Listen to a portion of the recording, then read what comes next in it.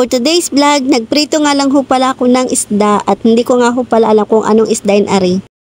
Bumili nga ho pala ako ng isda, hindi ko naman ho alam kung anong tawag din kung arigahoy galunggong, alumahan, ay ewan kay naman.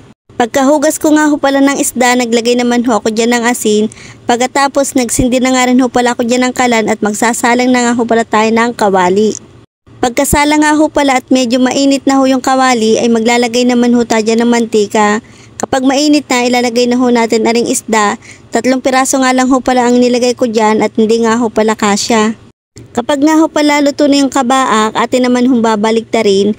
At iintay lang ho natin maluto iyan. Pagka luto na nga ho pala, atin naman hong hahanguin din sa kawali. Kapag nga ho pala nahango na natin, isusunod naman ho natin yung padalwa. Tapos kapag luto na, hahanguin ulit natin. Makalipas ang ilang minuto, luto na nga ho pala yung ating mga isda. At pwede na tayong kumain. Ari nga ho palang nilaga ay dala ho sa amin ni Berba at nagluto nga ho pala siya.